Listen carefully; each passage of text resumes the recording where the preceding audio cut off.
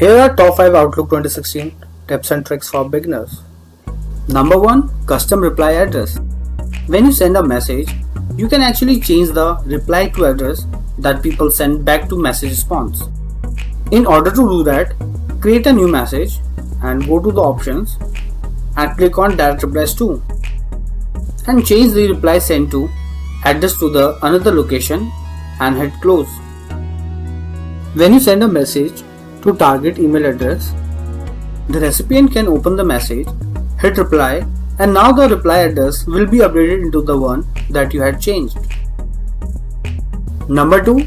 Delay delivery. You can delay delivery of your emails to a scheduled point in time. Create a new message, go to options, select delay delivery and choose what date and time you want to delay delivery. Hit close, enter address and send your message, and you will notice that it sits in your outbox until the appointment time. Number 3. Drag email to calendar. You can turn an email into a calendar event. Just drag and drop it down to your calendar and release it. Now fill in your calendar information and hit save. You can also write drag and drop, and it prompts you for some options where you can choose to add it there as an appointment with text, add it as a shortcut, or make an attachment on your calendar. Number 4. Offline mode. If you have a laptop and you travel out of your office frequently, sometimes you run into this working offline indicator at the bottom of your Outlook bar. All you have to do to turn that on is to go into Send Receive and check this setting right here. If it shows that it's working offline, just click the button and it will go online and reconnect to your Exchange server. Number 5. Use voting buttons.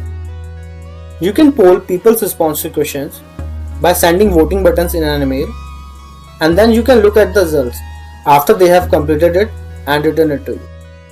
To do that, create a new message, click on Options tab, choose voting buttons and then select the type of vote that you want to perform. In this example, let's do a yes, no, maybe. Now it has added voting buttons to this message. Enter your address list, then pose your question in form of yes, no or maybe and send your message. Each recipient will receive this message prompting them to click here to vote, which gives them choice of yes, no or maybe.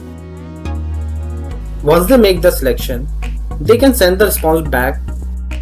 To view tally of the responses, click on Sent Items and find the message that you sent, and you will notice that it has a marking here indicating that it is a poll. Open the message and look at tracking information.